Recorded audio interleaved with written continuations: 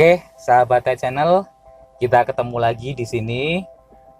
Pada kesempatan ini, saya akan sedikit menjelaskan tentang perawatan mobil di rumah, agar mobil itu selalu lancar, tidak ada masalah di perjalanan ataupun mogok ataupun bagaimana. Nah, pertama saya jelaskan adalah untuk pemilik mobil Suzuki, setiap membeli Suzuki itu pasti akan dilengkapi apa yang namanya buku servis. Nah, di buku servis ini ada beberapa petunjuk. Di sini cara untuk ada halamannya, yaitu cara untuk merawat mobil. Nah, yang paling utama di sini adalah di dalam buku servis ini terdapat 7 kupon. Saya tunjukkan ya. Nah, ini jadwal untuk perawatan berkalanya, bisa dipelajari. Nah, yang utama ini nih di sini. Di sini di buku servis ada ada kupon untuk servis. Di sini jumlahnya ada 1 2 3 4 5 6. Ada 6 ya. Jadi ada 6. Di situ sudah tertera bahwa untuk perawatan berkala itu dilakukan tiap kilometer 10.000 atau 6 bulan, mana yang tercapai lebih dulu. Itu yang perawatan untuk yang rutin. Yang pertama, tapi ada khusus satu, yang pertama itu adalah kilometer 1000 atau 1 bulan, mana yang tercapai lebih dulu. Nah, untuk perawatan rutin, saya harapkan konsumen selalu rutin melakukan perawatan ini, mengikuti kupon ini, supaya garansinya selama 3 tahun masih bisa untuk dilaksanakan. Jadi ini dalam rangka menjamin garansi selama 3 tahun itu, Anda harus rutin melakukan perawatan berkala sesuai dengan yang tertulis di kuponnya itu. Di situ ada gratis untuk jasa servisnya. Jadi apalagi untuk yang khusus untuk yang XL7 ataupun All New R3 yang NIK 2020 itu lebih bagus lagi. Dia gratis oli sampai 6 kali, yaitu kelipatan 10.000, 20.000, 30.000, 40.000 atau 50.000. Nah, itu gratis semuanya, dari oli, part, sama jasanya. Nah, untuk yang tipe-tipe lainnya belum. Untuk perawatan berkala yang tiap kelipatan 10.000 atau 6 bulan, itu sudah sangat bagus sekali. Kenapa 10.000 atau 6 bulan? Karena oli mesin kita itu sudah menggunakan api servisnya SL, atau untuk yang tipe yang lebih tinggi ada yang menggunakan SM. Api servis SL dan SM itu dia mampu dipakai untuk jarak tempuh 10.000 atau 6 bulan. Jadi mana yang tercapai lebih dulu. Jadi itu jarak tempuh yang cukup panjang. Cuman ada syaratnya, yaitu kita harus di rumah, pada saat di rumah, untuk perawatannya juga harus rutin. Pada kesempatan ini saya akan sedikit memberikan penjelasan kepada pemilik mobil Suzuki, supaya di samping sudah melakukan perawatan berkala rutin ke bengkel, ada beberapa hal-hal yang harus dilakukan supaya mobil itu tidak mengalami kerusakan ataupun gangguan pada saat dioperasikan. Yaitu karena tadi untuk penggantian oli kan sampai 10.000 atau 6 bulan, itu jarak waktu yang mungkin cukup panjang. Jadi kalau konsumen istilahnya tidak rutin melakukan pengecekan di mobil, ada kemungkinan nanti sampai jarak belum sampai 10.000 ataupun belum sampai 6 bulan ada kekurangan oli ataupun kekurangan air radiator. Nah, mari di sini nanti sedikit saya akan menjelaskan tips-tips yang perlu dilakukan keseharian di rumah untuk mengantisipasi hal-hal yang seperti tadi itu.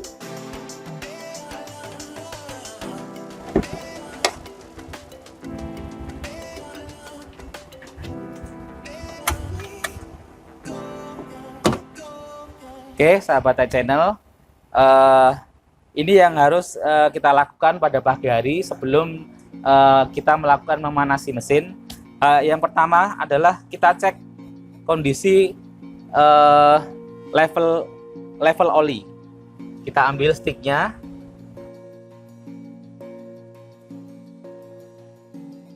Oke.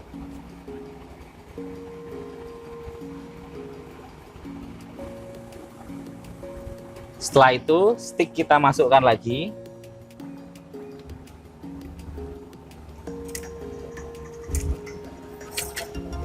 Lalu kita cabut lagi. Kita cek garis teratas dari oli yang terkena oli ini masih di antara titik atas yang titik bawah. Ini masih di titik yang atas. Berarti ini level oli masih bagus. Nah, kita yang paling penting di sini kalau level oli ini berada di tengah-tengah, di bawahnya titik atas ini, di tengah-tengah. Nah, ini kalau belum waktunya ganti oli harus kita tambah. Berarti oli itu berkurang. Nah, ada dua kemungkinan. Berkurangnya itu karena penguapan atau karena kebocoran. Nah, kalau karena kebocoran nanti bisa kita lihat secara fisik. Ini kita kembalikan ya. Berarti ini oli masih dalam keadaan bagus. Nggak perlu kita tambah karena di titik atas. Oke, kita masukkan. Pemeriksaan selanjutnya adalah pemeriksaan aki baterai. Pemeriksaan baterai yang perlu dicek yang pertama adalah kondisi dari pul aki. Nah, ini kita pastikan dia digoyang-goyang kencang, nggak kendor. Yang kedua adalah tidak ada kerak-kerak. Nah, kalaupun ada kerak, itu harus kita bersihkan. Caranya membersihkan kerak pada aki yaitu pul kita lepas, terus kita cuci dengan air panas, kita kocor dengan air panas. Nanti kerak-kerak itu akan otomatis menghilang sendiri. Lalu kita pasang lagi, kita kencangkan lagi. Pengecekan yang selanjutnya adalah level air aki. Nah, ini untuk tipe aki yang basah, kita harus rutin melakukan pengecekan level air aki ini.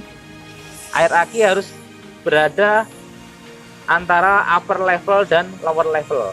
Nah, kalau air akinya di bawahnya upper level, nah nanti air aki bisa kita tambah dari sini menggunakan air murni atau air aki. Nah, setelah sampai pada upper, pertahankan kondisi level air aki itu selalu pada upper level. Pengecekan selanjutnya adalah untuk air radiator. Pengecekan air radiator itu hanya perlu kita cek pada tangki radiator saja. Jangan sekali-sekali Anda membuka tutup radiator. Cuman kita perlu ngecek di tangki radiator. Di situ ada tulisan full dan low pada tangki. Pertahankan air radiator itu pada posisi full. Jadi apabila kurang, tambahkan air saja. Karena untuk coolant itu nanti penggantiannya tiap setahun sekali. Jadi kalau kekurangan hanya cukup ganti nambah dengan air, yaitu pada tutupnya kita buka, kita tambahkan. Itu. Pada saat menambahkan jangan sampai terlalu penuh di sini. Cukup pada upper level, pada full yang dia di tangki. Ini untuk air radiator. Yang selanjutnya, pengecekan selanjutnya adalah minyak rem. Minyak rem di sini. Kita lihat tangki minyak rem. Di situ juga ada upper level dan lower level. Pastikan minyak rem itu di antara upper dan lower. Di upper, jadi jangan sampai di bawah pada lower ya. Kondisinya harus pada posisi upper. Kalau kurang bisa ditambah lewat ini tutup ini. Kita buka, ini cek pun penuh. Oke, yang selanjutnya, pengecekan selanjutnya adalah air wiper. Kalau air wiper ini bisa kita tambahkan dengan air sabun. Ini seputar pengecekan mesin. Terus tadi pada saat kita melakukan pengecekan oli contohnya, kalau ada kekurangannya cukup banyak, kita sekalian mengecek kondisi secara fisik. Secara fisik kita lihat visual pada mesin apakah ada kebocoran oli atau tidak. Nah, kalau ada kebocoran oli, segera bawa mobil ke resmi terdekat. Sama juga yang air tadi, kalau airnya berkurangnya banyak, kita cek secara fisik. Kira-kira ada nggak bekas bocoran dari air radiator itu. Nah, kalau ada, juga sama, segera ke bengkel terdekat. Setelah kita untuk pengecekan area ruang mesin cukup seperti itu,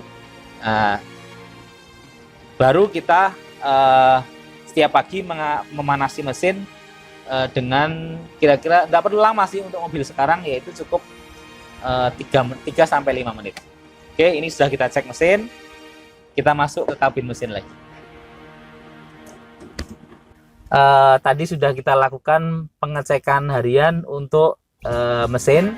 Sekarang kita mulai panasi mesin. Mesin kita hidupkan.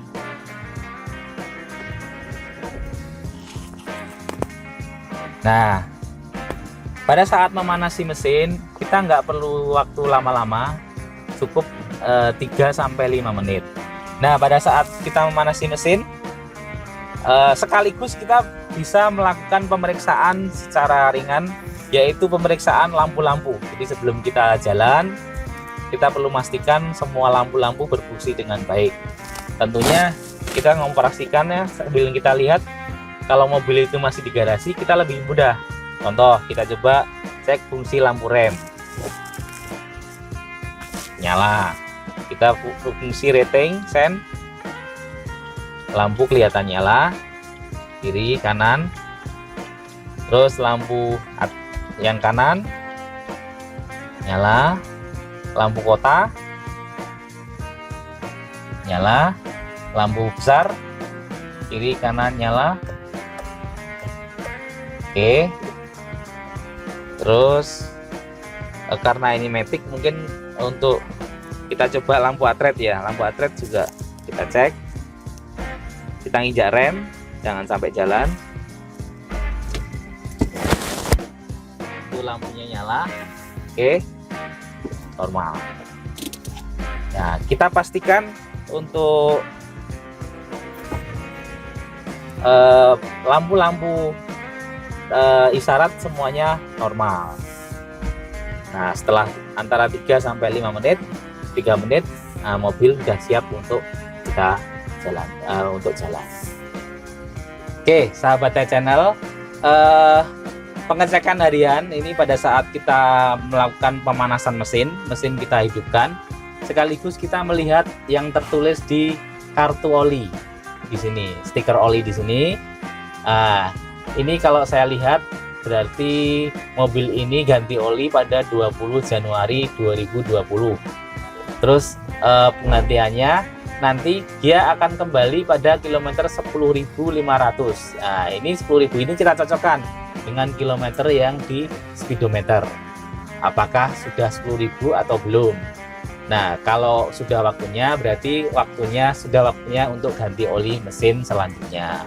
Atau 6 bulan, berarti ini 6 bulan berikutnya itu adalah 20 Juli 2020. Mana yang tercapai lebih dulu? Kalau lebih dulu waktunya, tetap harus dilakukan penggantian oli lebih dulu. Terima kasih telah menonton video kami. Jangan lupa subscribe, like, share, dan komen. Sampai jumpa di video kami berikutnya. Salam Tech Channel.